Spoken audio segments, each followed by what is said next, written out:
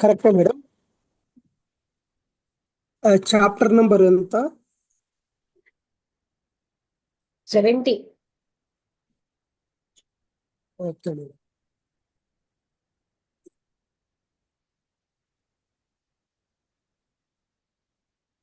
ఓం శ్రీ సద్గురు.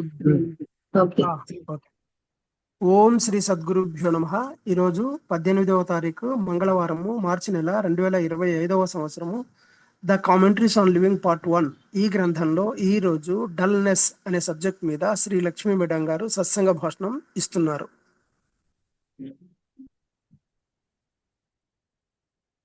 అక్కడ train start అయ్యేసరికల్లా light ఉంది, కానీ నీడలన్నీ కూడా పొడుగవుతున్నాయి. ఆ టౌన్ అన్నది ఆ రైల్వే లైన్ చుట్టూరా అది గాయపరుచుకుంటుంది. ప్రజలు ఆ ట్రైన్ ని చూడడానికి వచ్చారు. పాసింజర్స్ అందరూ చేతులు ఊపారు వాళ్ళ స్నేహితులతో. ఒక పెద్ద సౌండ్ తో ఆ బ్రిడ్జిని మేము క్రాస్ చేయబోతున్నాం. ఒక విశాలమైన వంపు తిరిగిన నది పైన, అక్కడ ఎన్నో మైళ్ళు విశాలంగా ఈ పాయింట్ లో ఉంది. ఇంకొక ఒడ్డు అనేది కనిపిస్తోంది కొంచెంగా, చాలా ఫాస్ట్ దూరం, అంటే ఫేడింగ్ లైట్ లో అంటే కనబడనట్టుగా. ఆ ట్రైన్ బ్రిడ్జిని క్రాస్ చేసింది చాలా నెమ్మదిగా. అదేంటంటే దాని మార్గం ఏమో ఎన్నుకుంటోందా అన్నంత స్లోగా.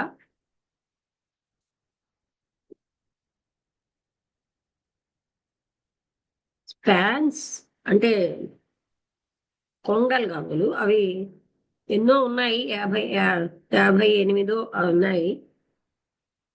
ఈ రెండు ఒడ్డుల మధ్యను ఎంత అందంగా ఆ నీళ్ళు సైలెంట్ గా లోతుగా ప్రవహిస్తున్నాయి.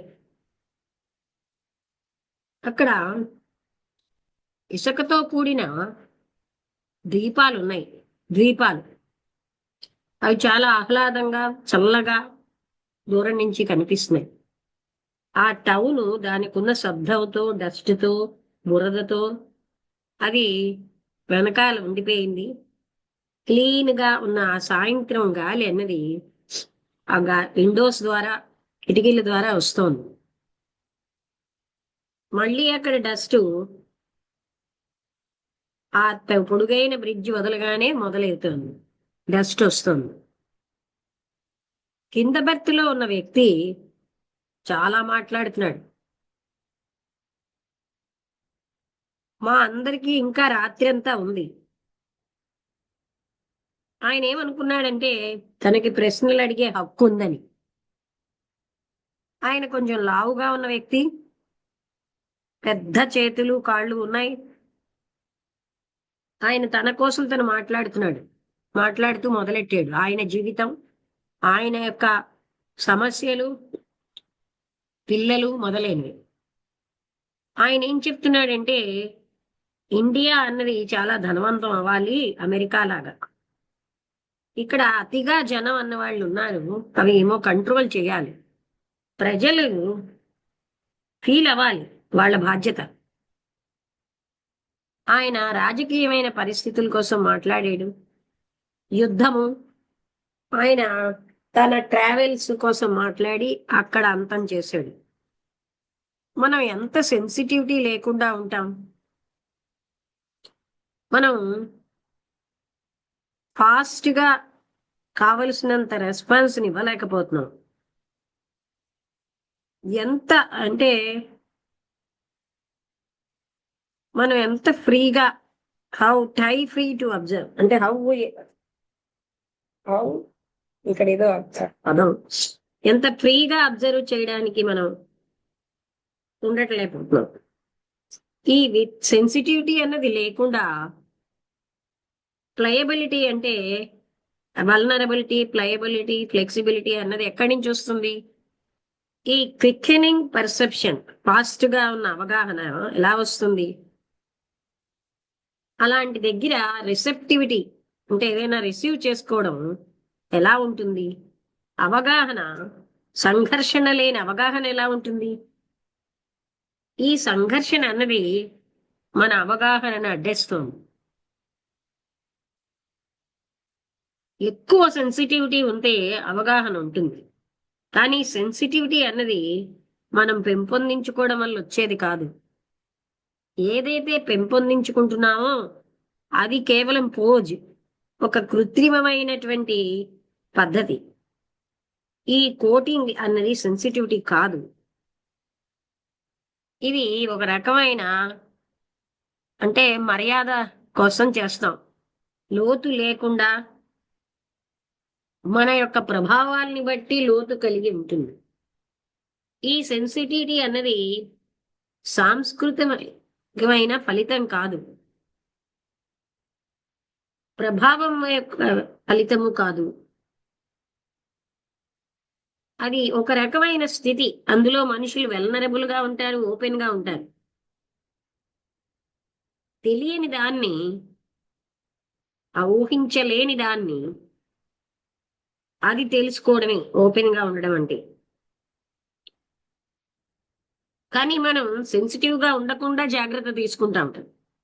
చాలా బాధాకరమైన విషయం, చాలా ఉద్రేకమైన విషయం. కాన్స్టెంట్ అడ్జస్ట్మెంట్ దీనికి అవసరం. అదే మనం కన్సిడర్ చేస్తున్నాం. అంటే మనం కన్సిడర్ చేస్తున్నాం అంటే వాచ్ఫుల్ గా ఉన్నాం. మనం ఎక్కువగా ఎదుర్కొంటున్నాం అన్నిటినీ. నిద్రపోవడం, డల్ గా అవడం, అది. నమస్తే అమ్మా. నమస్తే అండి. వాళ్ళ డల్నెస్ అన్న టాపిక్ అవుతుంది.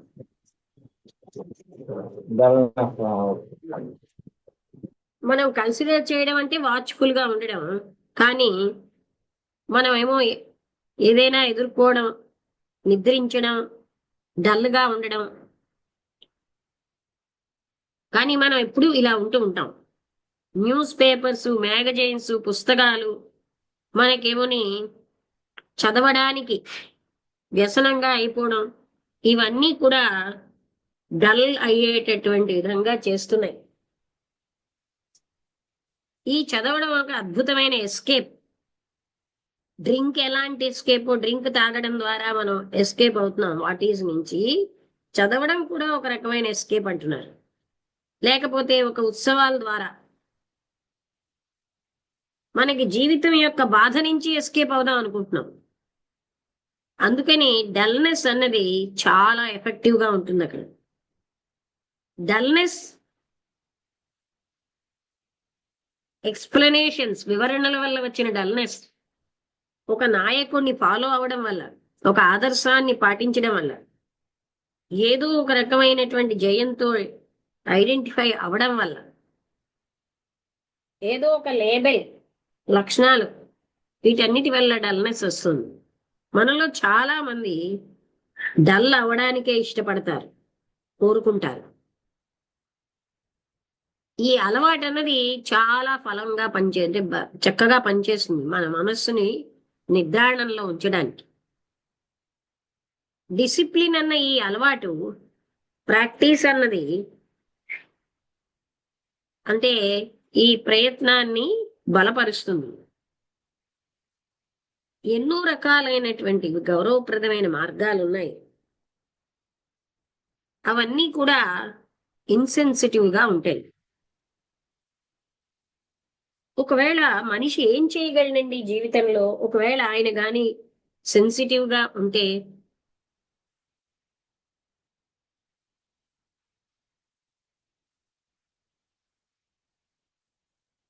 మేము అందరం కూడా శ్రీవెల్ అనే దాన్ని ఒకసారి చూస్తాను.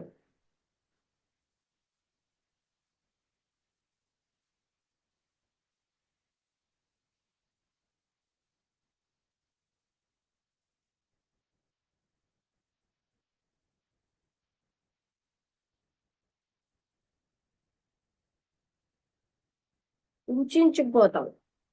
అది శ్రీవేల్ అంటే మేము అందరం కుంచుకుపోవా. ఇలా గాని ఒకవేళ మాకు సెన్సిటివిటీ అన్నది, ఇఫ్ వన్ వర్ సెన్సిటివ్, ఏం మనిషి చేయగలడు? కుంచుకుపోతాడు. అప్పుడు అక్కడ ఎఫెక్టివ్ యాక్షన్ ఉండదు.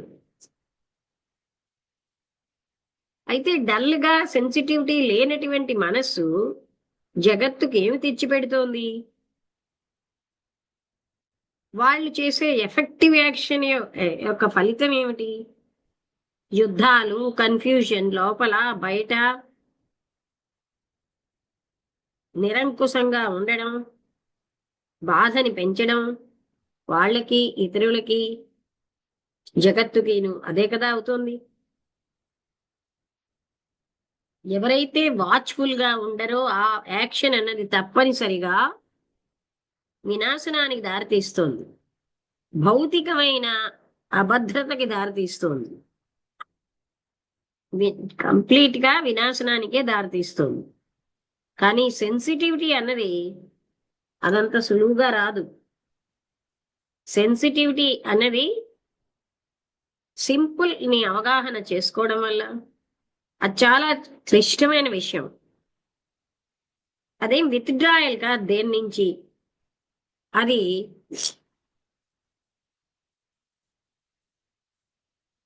ఉంచుకుపోవడం. శివలింగం అంటే అది విత్డ్రాయల్ కాదు, శ్రీవలింగం కాదు, ఐసోలేటింగ్ ప్రాసెస్ కానే కాదు. సెన్సిటివిటీతో పని చేయాలంటే ఎరుకతో ఆ మొత్తం విధానం అంతటిని యాక్ట్ చేసేవాడిని ఎరుకతో చూడాలి. మొత్తం ప్రాసెస్ ని అవగాహన చేసుకోవడం, నాకు సంబంధించిన మొత్తం ప్రాసెస్ ని చాలా కాలం పడుతుంది. ఈ లోపల నా బిజినెస్ అన్నది వినాశనం అయిపోయి నా కుటుంబం అన్నది పస్తులు ఉండాలి. మీ కుటుంబం పస్తులు ఉండక్కర్లేదు. నువ్వు ఇంకా ఏది సేవ్ చేయకపోయినా డబ్బుని అది అప్పుడు సంభవమే. వాళ్ళకి కావలసినటువంటి ఆహారాన్ని అంటే అది సంపాదించి పెట్టడం. మీ బిజినెస్ అన్నది నిస్సందేహంగా వినాశనం అవుతుంది. కానీ ఈ వినాశనం ఇతర లెవెల్స్ లో ఆల్రెడీ జరుగుతోంది. మీరు కేవలంగా బయట ఉన్న దాంతోటే సంబంధం కలిగి ఉన్నారు.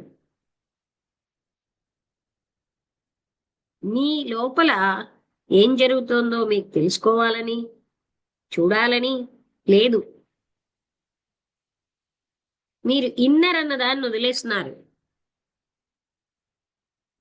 అవుటర్ ని తయారు చేయాలనుకుంటున్నారు. అయినా సరే ఇన్నర్ కి ఎప్పుడూ కూడా అవుటర్ ని అధిగమిస్తుంది. బాహ్యమైనది అంతర్గతమైన ఇన్నర్ ఫుల్నెస్ ఉంటే గాని అది పని చెయ్యదు.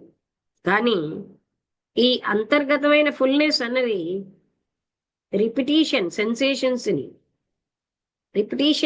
రిపీట్ చేయడం కాదు, లేకపోతే అది ఒక మతం కాదు, లేకపోతే ఎన్నో సత్యాల్ని అక్యూములేట్ చేయడం కాదు, జ్ఞానం అన్న పేర. ఈ అంతర్గతమైన పర్స్యూట్స్ అన్ని అవగాహన అవ్వాలి. అప్పుడే అవుటర్ బయటకు వస్తుంది.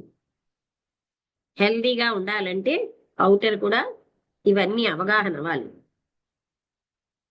మీకు టైం లేదని చెప్పకండి, ఎందుకంటే మీకు చాలా టైం ఉంది. టైం లేకపోవడం కాదు ఇదంతటికీ కారణం, పట్టించుకోకపోవడం. దానిపైన మీకు ఇన్క్లినేషన్ అంటే అటువైపు మీకు ఉత్సాహం లేకపోవడం. మీకు అంతర్గతమైన రిచ్నెస్ లేదు. రిచ్నెస్ అంటే మీ లోపల ఏమీ లేదు. మీకు ఇన్నర్ రిచెస్ అన్నవి తృప్తి పడాలి. అవుటర్ రిచెస్ ఎలాగైతే కావాలో అంతర్గతంగా కూడా మీకు ఆ ఇన్నర్ రిచెస్ కావాలి. మీరు ఎక్కడ ఎలాగా అనేది మీ మీ కుటుంబాన్ని ఫీడ్ చేయడం అనేది మీరు అన్వేషించట్లేదు. మీకు ఒక తృప్తి కలిగి ఉన్నానన్న తృప్తి కావాలి. ఏ వ్యక్తి అయితే ఏదైనా కలిగి ఉన్నాడో అది సంపద, జ్ఞానము అవ్వచ్చు, ఏదైనా అవ్వచ్చు, ఆయన సెన్సిటివ్ గా ఉండడు. ఆయన ఎప్పుడు కూడా వల్నరబుల్ గా ఉండడు, ఓపెన్ గా ఉండడు. ఏదైనా కలిగి ఉండడం అంటే డల్ అయిపోవడమే. ఆ ఏదైనా ఆ కలిగి ఉండడం అనేది సద్గుణం అవ్వచ్చు. అంటే అందులో కాయిన్స్ కలిగి ఉండడం అంటే ధనం. ఏ ఏ ఒక వ్యక్తిని కలిగి ఉండొచ్చు, ఆ పర్సన్ ని మనం ఎరుకతో చూడం. కలిగి ఉండడంలో వాళ్ళని ఎరుకతో చూడం. అన్వేషించినప్పుడు, కలిగి ఉండాలి అన్నప్పుడు సత్యం అన్నది ఉండదు. మీరు సద్గుణపూర్వకంగా అవ్వాలని ప్రయత్నిస్తున్నప్పుడు మీరప్పుడు వర్చువస్ గా అవరు, సద్గుణాలతో ఉండరు. మీ యొక్క సద్గుణం వెతకడం అన్నది మీ తృప్తి, మీరు ఒక తృప్తి పడుతున్నారు ఒక డిఫరెంట్ లెవెల్లో. ఈ తృప్తి పడడం అన్నది సద్గుణం కాదు. కానీ సద్గుణం అంటే స్వేచ్ఛే. అయితే ఈ డల్ గా, గౌరవప్రదంగా, సద్గుణాలు లేకుండా ఉన్నది ఎలా ఫ్రీ అవుతుంది? ఎలోన్నెస్, ఒంటరితనం యొక్క స్వేచ్ఛ అదేమి ఎన్క్లోజ్ చేసే పద్ధతి కాదు. అది వేరేగా అవడం కాదు. వేరేగా ఉంది అని అంటే ధనంలో గాని మాకే ఎక్కువ ఉంది మేము వేరని, లేకపోతే పేదరికంలో గాని, లేకపోతే జ్ఞానం విషయంలో గాని, జయం విషయంలో గాని, ఐడియా గాని, సద్గుణం గాని, అంటే డల్గా ఉండడమే, సెన్సిటివిటీ లేకుండా ఉండడమే. డల్గా ఉన్న గౌరవప్రదమైనది అది ఎప్పుడు కమ్యూన్ చెయ్యలేదు.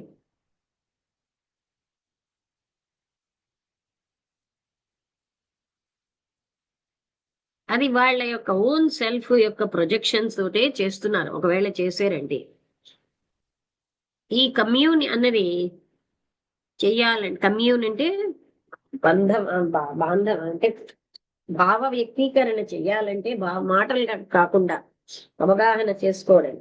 అక్కడ సెన్సిటివిటీ ఉండాలి, వల్నరబిలిటీ ఉండాలి. ఏదో ఒకటి అవ్వాలన్న దాని నుంచి స్వేచ్ఛ పొందాలి. అప్పుడు భయం నుంచి స్వేచ్ఛ వస్తుంది. ప్రేమ అన్నది అవ్వడం వల్ల వచ్చేది కాదు, ఇలా నేను అవుతాను అనుకోవడం వల్ల వచ్చేది కాదు. ఏదైతే అవుతోందో, తయారవుతోందో అది కమ్యూన్ చెయ్యలేదు. అది ఎప్పుడూ ఐసోలేటింగ్ గానే ఉంటుంది. ప్రేమ అన్నది వల్నరబుల్ గా ఉంటుంది, ఓపెన్ గా ఉంటుంది. ఏదైతే మనం ఆలోచనకు అతీతమైందో, తెలియనిదో అవి ఉంటుంది అక్కడ. ఇక్కడతో అయిపోయింది. అంటే ఇక్కడ మనకి డల్నెస్ అనే దాంట్లో మనం ఎప్పుడు కూడా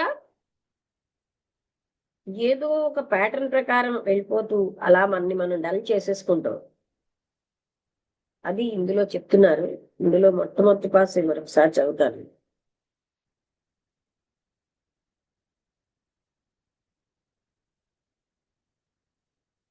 అంటే ట్రైన్ లో ఉన్నారనమాట వీళ్ళు. ట్రైన్ స్టార్ట్ అయింది, అక్కడ షాడోస్ పొరుగ్గా అవుతున్నాయని, అంటే సాయంత్రం అవుతోంది. టౌన్ అనేది చుట్టూరా, రైల్వే లైన్ చుట్టూరా ఉంది. ప్రజలు బయటకు వచ్చి ట్రైన్ ని చూస్తున్నారు. కొంతమంది పాసెంజర్స్ చేతులు ఊపుతున్నారు వాళ్ళ స్నేహితులకి.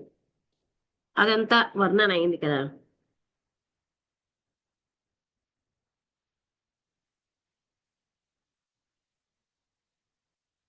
ఆ ట్రైన్ కూడా బ్రిడ్జ్ నుంచి నెమ్మదిగా వెళ్తోందని,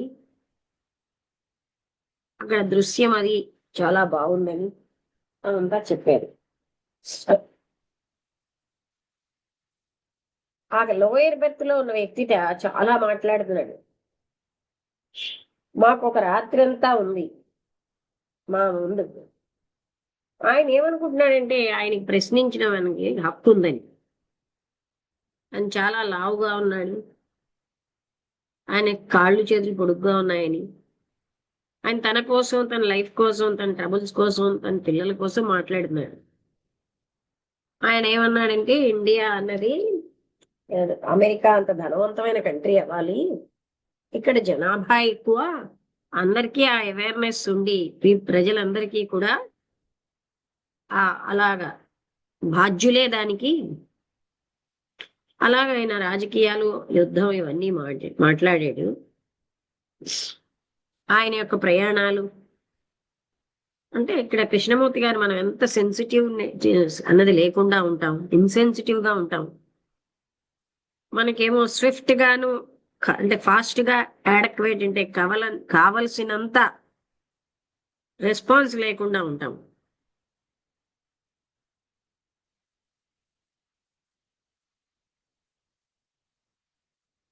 మనం సెన్సిటివిటీ అన్నది లేకపోతే ఎలా మనం స్వేచ్ఛగా ఉండగలం? అక్కడ ప్లయబిలిటీ, వల్నరబిలిటీ ఎలా ఉంటుంది? అక్కడ ఫాస్ట్ అవగాహన ఎలా ఉంటుంది? రిసెప్టివిటీ ఎక్కడ ఉంటుంది? అవగాహన ఎక్కడ ఉంటుంది? అవగాహన అండ్ అండర్స్టాండింగ్ స్ట్రెస్ అంటే స్ట్రగుల్ లేని అవగాహన ఎక్కడ ఉంటుంది? ఈ సంఘర్షణ అవగాహన లేకుండా చేస్తోంది. ఎక్కడైనా అర్థం కాకపోతే అడగండి, లేకపోతే నారాయణ గారు చెప్తారా? విన్నారు కదా, మీకోసమే ఫస్ట్ పాసేజ్ అది చదివాను. ఈ సెన్సిటివిటీ అనేది మనం పెంపొందించుకోవడం వల్ల రాదు. ఏది కల్టివేట్ చేసుకుంటామో అది పోజు, కృత్రిమమైనటువంటి బిహేవియర్ పద్ధతిని మనం అలవర్చుకుంటాం.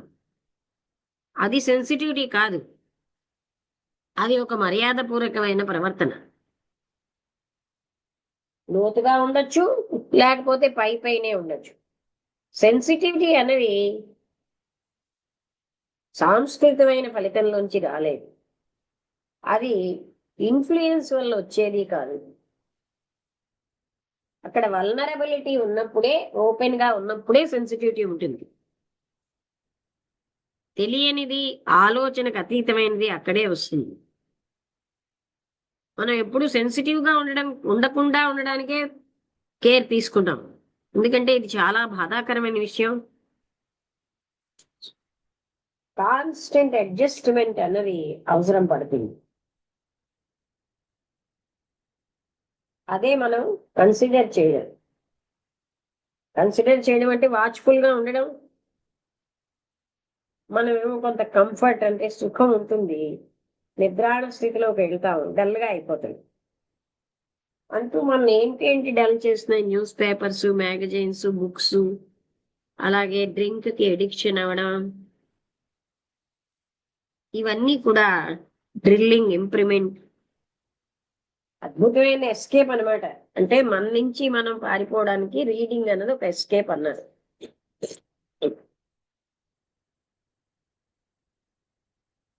జీవితం యొక్క బాధ నుంచి మనం ఎస్కేప్ అవ్వాలనుకుంటున్నాం.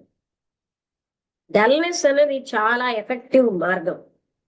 డల్నెస్ అనేది మనకి ఎక్స్ప్లెనేషన్స్ ద్వారా, ఒక గురువుని ఫాలో అవ్వడం ద్వారా, ఒక ఆదర్శం ద్వారా, మనం ఏదో ఒక జయంతో ఐడెంటిఫై చేసుకోవడం ద్వారా, ఒక లేబెల్ ద్వారా, ఒక క్యారెక్టరిస్టిక్ ద్వారా వస్తుంది. మనలో చాలా మందికి డల్ అవ్వడం అంటేనే ఇష్టం. హ్యాబిట్ అనేది చాలా ఎఫెక్టివ్ గా డల్ గా చేస్తుంది. మనం మైండ్ డల్ గా చేయడంలో హ్యాబిట్ చాలా ప్రముఖ పాత్ర ఉంది. డిసిప్లిన్ అన్న హ్యాబిట్, ప్రాక్టీస్, అలాగే ప్రయత్నం ఏదో ఒకటి అవ్వడానికి, ఇవన్నీ కూడా చాలా గౌరవప్రదంగా ఉంటాయి, గౌరవప్రదమైన మార్గాలు. ఇన్సెన్సిటివ్ అవ్వడానికి ఇవన్నీ మనం ఏం చేస్తున్నాయి? సెన్సిటివిటీ కోల్పోయేటట్టు చేస్తున్నాయి. వసంతలత, నువ్వు చెప్తావా? లేకపోతే నారాయణ గారు మీకు అవగాహన అయిందా? నమస్తే అమ్మా. నమస్తే. చెప్పేస్తానమ్మా. ఓం శ్రీ గురుభ్యో నమ. అందరికీ నమస్కారం. ఈరోజు డల్నెస్ అనేటువంటి టాపిక్. ఎందుకంటే మన జీవితాలలో ఏదైతే జరుగుతుందో అన్ని కృష్ణమూర్తి గారు మనకి క్లియర్ గా చూపిస్తున్నారు ఇక్కడ. ఎందుకంటే ఈ డల్నెస్ అనేది ఎలా వస్తుందో చెప్తున్నారు. ఏదో ఒక అలవాటుకి ఎడిట్ అయిపోవడం ద్వారా, లేకపోతే పుస్తకాలు చదవడం ద్వారా, లేకపోతే ఒక మ్యాగజైన్స్ మనం చూడండి, ఆ న్యూస్ పేపర్ మనం గంటల గంటలు చదువుతాం, లేదా మ్యాగజైన్స్ చదువుతాం, ఒక నవలలు చదువుతాం, రకరకాలైనటువంటి సందర్భం పుస్తకాలు చదువుతుంటాం. ఇవన్నీ కూడా ఏంటవుతుందంటే మన డల్నెస్ వైపు తీసుకెళ్తుంది. అంటే ఇవన్నీ చదువుతాం. ఇంకో మనకి ఈ మధ్యకాలంలో ఏంటవుతుందంటే సెల్ ఫోన్ లో ప్రతి క్షణం ప్రపంచంలో ఏం జరుగుతుందో అలా వార్తలు వస్తూనే ఉంటాయి. అలా ప్రతి క్షణం అలా మనం చూస్తున్నప్పుడు సెల్ ఫోన్ 5 నిమిషాలకి, 2 నిమిషాలకి, 3 నిమిషాలకి, 10 minutes అలా చూస్తూనే ఉంటాం. అది ఏం జరుగుతుంది అక్కడ అంటే ప్రపంచంలో అంతా ఏం జరుగుతుందో మనం చూస్తున్నాం తప్ప నాలో ఏం జరుగుతుందో నాకు ఏం తెలియట్లేదు. అంటే మన చూపు మన చూపు ఇప్పుడు ఎక్కడ ఉంటుందంటే మొత్తం అన్ని ఇతర అన్నిటి మీద ఉంటుంది తప్ప నా చూపు నా మీద ఎప్పుడు పట్టడం లేదు. నాలో ఏం జరుగుతుందో నాకు తెలియటం లేదు. కాబట్టి ఇవన్నీ ఏంటవుతుందంటే అంటే ఒక గురువును అనుసరించడం ద్వారా కానీ, లేదా ఒక మతానో లేకపోతే ఇంకో దేన్ని అనుసరించడం ద్వారా ఇలా ఏంటవుతుంది రకరకాల ఏం చేస్తుందంటే మనలో డల్నెస్ అనేది మనకి ఆటోమేటిక్ గా వచ్చేస్తుంది. అయితే దీన్ని ఎప్పుడు కూడా మనం ఏం చేస్తామంటే దాన్ని ఎప్పుడు కూడా తప్పించుకోవడానికి మనం ప్రయత్నిస్తున్నాం తప్ప దాన్ని ఒక అవగాహన చేసుకోవడానికి ఎప్పుడు ప్రయత్నించడం లేదు. డల్నెస్ నే ఇష్టపడుతున్నాం. మనం ఏమ్మా? డల్ అవడానికే ఇష్టపడుతున్నాం అంటున్నారు. ఎస్, మనం డల్ అవడానికి ఇష్టపడుతున్నాం. ఫర్ ఎగ్జాంపుల్ నేను ప్రతి శనివారం అంటే ఒక 10-15 years బ్యాక్ ప్రతి శనివారం ఒక సినిమా చూడాలి. లేకపోతే సినిమా చూడకపోతే నేను ఏదో డల్ అయిపోవడం, లేకపోతే సినిమా ఒకవేళ 100 రూపాయల టికెట్ లేదా 200 రూపాయల టికెట్ కొనుక్కుని వెళ్ళిపోవాలి. నేను ఒకవేళ ఆ సినిమా రోజు చూడకపోతే నేను డల్ అయిపోతాను. అంటే ఇలాగా రకరకాలైన డల్నెస్ అవడానికి మనం ఇష్టపడుతున్నాం తప్ప మన గురించి మనం తెలుసుకోవడానికి మనం ఏ కొద్దిగా ఇష్టపడటం లేదు. ఇలా ఏంటంటే ప్రపంచంలో అన్ని అంటే ఇంకోటి ఏంటంటే ఈ అంత జ్ఞానం తెలుసుకుని నేనేదో పొందిస్తానంటే పొందటం వల్ల దేని వల్ల కూడా సెన్సిటివిటీ రాదు మనకి చెప్తున్నారు. దేని వల్ల కూడా సెన్సిటివిటీ రాదని క్లియర్ గా చెప్తున్నారు. అంటే మనకి ఎక్కడంటే ఆ శూన్యంలోనే ఉంది. అంటే ఆ శూన్యం మన చుట్టూ ఉండడం కదా, ఆ శూన్యం ఎండిపోయినంతకు ముందు మనం చెప్పారు కృష్ణమూర్తి గారు. కాబట్టి అదంతా నువ్వై కూడా ఏం చేస్తున్నావంటే ఆ ఎంటీగా ఉన్నటువంటి నీ మైండ్ ని ఇలా అన్ని రకాలైనటువంటి వాటితో నువ్వు నింపేసుకుని ఏం చేస్తున్నావు అంటే నువ్వే డల్ అయిపోతున్నావు. అంతే. డల్ కారణం ఏంటంటే మనమే. కాబట్టి దీన్ని మనకి కృష్ణమూర్తి గారు చెప్పింది పదే నేను నిరంతరం చాయిస్లెస్ అవేర్నెస్. ఇప్పుడు నిరంతరం నాలో నేను నన్ను చూసుకున్నట్లయితే నాలో ఏం జరుగుతుంది ప్రతి క్షణం చూసుకోవటమే. అంటే ఇక్కడ ఒక విషయం చెప్పాలండి మీకు. ఎందుకంటే అంటే ఇక్కడ మేడం గారికి పరిచయం అవ్వకముందు, ఎందుకంటే ప్రతిసారి ఏదో సినిమాకి వెళ్ళడం, లేదా ఎందుకు సినిమాకి వెళ్ళడం మళ్ళీ ఫీల్ అవటం, రకరకాలైనటువంటి దానికి, లేదు ప్రతి శనివారం కోసం సినిమాకి వెళ్ళిపోవటం, మళ్ళీ సినిమాకి ఎందుకు వెళ్ళినా మళ్ళీ బాధపడటం, ఇలా రకరకాల. అంటే ఇప్పుడు అది అయిపోయిన తర్వాత చాయిస్లెస్ అవేర్నెస్ కొన్ని రోజులు అర్థం కాలేదు. ఏంటి ఇక్కడ కృష్ణమూర్తి చాయిస్లెస్ అవేర్నెస్ అంటున్నారు ఏంటని. ఆ తర్వాత నిరంతరం దాన్ని అలా క్రమేపీ అలా చూసుకుంటూ ఉంటే ఆలోచన కూడా రాలేనటువంటి స్థితి ఈ రోజు ఏర్పడిందండి. అంటే నిరంతరం అంటే కృష్ణమూర్తి గారు ఎంత మంచి ఫిలాసఫీ మనకు చెప్తున్నారంటే నిరంతరం మనల్ని మనం చూసుకోవాలి. మనలో ఏం జరుగుతుందో మనం చూసుకోవాలి. మనం ఒక గురువు మీద కానీ ఆధారపడిపోయి అది కూడా డల్నెస్ అంటున్నారు. ఎందుకంటే మీకు గౌతమ బుద్ధుడి దగ్గర మనకి ఆనందుడు అనేటువంటి వాడి దగ్గర 32 సంవత్సరాలు ఆయనకి ఇది చేసి లాస్ట్ గౌతమ బుద్ధుడు మహానిర్యాణం చెందుతూ ఉన్నప్పుడు ఆయన వెక్కి ఏడుస్తుంటాడు చెట్టు చోటుకి వెళ్ళి. అప్పుడు లాస్ట్ మళ్ళీ పిలిచి, ఆనందం నువ్వు ఎందుకు ఏడుస్తున్నావు తెలిసి, ఇంతవరకు నేను ఏదో జ్ఞానం ఇస్తున్నాను అనుకుంటున్నావు. జ్ఞానం నేను ఇచ్చేది కాదు, నీ లోపల నువ్వు చూసుకున్నప్పుడే, నీ అంతరంగా నువ్వు పరిశీలనగా చూసుకున్నప్పుడు మాత్రమే నువ్వు పరిశీలనగా చూసుకున్నప్పుడు మాత్రం నీకు జ్ఞానం అనేది వస్తుంది తప్ప జ్ఞానం ఇచ్చేది కదని చెప్పి మళ్ళా గౌతమ బుద్ధుడు లాస్ట్ తుది శ్వాస విడిచినప్పుడు చెప్తాడనమాట. అలా ఏంటవుతుందంటే మనం ఇదంతా గురువు కూడా ఒక మార్గదర్శకుడే తప్ప ఆయన మనకి జ్ఞానం ఇచ్చేది కదా. ఆల్రెడీ జ్ఞాన స్వరూపులు మనమై ఉన్నాం. కాబట్టి ఆ లోపలికి మనం చూసుకున్నప్పుడే ఆ సెన్సిటివిటీ మనకు వస్తుంది. ఆ చాయిస్లెస్ అవేర్నెస్ మనకు సెన్సిటివ్ వస్తుంది తప్ప అండ్ ఇంకేదో అవ్వాలి, ఇంకేదో పొందాలి, ఇంకా మనం ఏం చేసి ఇంకేదో ఏదో పొందడం ద్వారా సెన్సిటివ్ రాదని చెప్పి మన కృష్ణమూర్తి చెప్తున్నారు. కాబట్టి దీన్ని బాగా మనం ఆకలి ఏం జరుగుతుంది అంటే నాలో ఏం జరుగుతుంది నేను చూసుకున్నప్పుడు మాత్రమే అప్పుడు నాకు ఈ ఫిలాసఫీ నాకు బాగా అర్థమవుతుంది. అప్పుడు ప్రతి క్షణం నేను ఆనందంగా ఉండడానికి అవకాశం ఉంటుంది తప్ప, లేకపోతే ఈ గ్రంథం చదవటం వల్ల, లేకపోతే ఇంకో దోని అనుసరించడం వల్ల, లేదా నేనేదో అయిపోవాలని నేను ప్రయత్నించడం వల్ల వచ్చేది కాదని చెప్పి మన కృష్ణపతి గారు పదే సార్లు చెప్తున్నారమ్మా. కాబట్టి ఈ డల్నెస్ అందరికీ మనమే కారణం. కాబట్టి ఎక్కడ నేను డల్ అవుతుంది మనలో నేను బాగా చూసుకుంటే డెఫినెట్ గా ఇందులోంచి మనం బయటపడగలం. లేకపోతే మనం ఏం చేస్తామంటే ఏదో అలా తప్ప ఈ డల్నెస్ వెళ్ళిపోతాం. ఒక క్షణం ఆనందంగా ఉంటాం, మరో క్షణం డల్ అయిపోతాం. ఫర్ ఎగ్జాంపుల్ నేను ఏదో ఒక కారు కొనుక్కున్నాను, ఆ క్షణం ఆనందంగా ఉంటాను, తర్వాత మళ్ళీ డల్ అయిపోతాను. ఇలా ఏదో జీవితం డల్నెస్ వెళ్ళిపోతుంది తప్ప అక్కడ మనకి అంటే నారాయణ గారు, శాశ్వతమైనటువంటి ఆనందం దొరికే సో అవకాశం కాల్డ్ లేదు. డల్నెస్ పోగొట్టుకోవడానికి యాక్టివిటీస్ అన్ని మన డల్నెస్ లోకి తీసుకెళ్తున్నాయి. డల్నెస్ తీసుకెళ్తాయి. అవునమ్మా, అన్ని యాక్టివిటీస్. కాబట్టి ఈ సెన్సిటివిటీ రావాలంటే అది ఎక్కడి నుంచి పొందడం వల్ల వచ్చినటువంటిది కాదు, అది నువ్వు అవేర్నెస్ తో నువ్వు చూసుకోవడం వల్ల మాత్రం వస్తుందని చెప్పి కృష్ణమూర్తి గారు చెప్తున్నారమ్మా. అలాంటి గొప్ప సత్సంగం మేడం గారికి నమస్కారాలు. గురువం తత్సత్. బాగుంది, బాగానే గ్రహించారు. ఏదైనా కలిగి ఉండడం అంటే అది కూడా డల్నెస్ అన్నారు. ఆ పొజిషన్ అన్నది అంటే డబ్బుల్ని పోగొ చేసుకోవడం, నాది సంపద, నాది ధనం అనుకోవడం కూడా ఒక డల్నెస్. అలాగే ఒక వ్యక్తిని కలిగి ఉండడం అన్నది కూడా, అంటే ఆ వ్యక్తిని మనం అవేర్నెస్ నువ్వు చూడటం లేదు. ఇవన్నీ మనకు అవగాహన అవ్వాలి. అంటే మనం ఏమో సద్గుణాలు కలిగి ఉండాలని ప్రయత్నంలో సద్గుణాలు రావు. మనం వర్చ్యూ కోసం, అంటే సద్గుణాల కోసం వెతకడం అన్నది మనకు ఒక తృప్తినే ఇస్తోంది ఒక లెవెల్లో.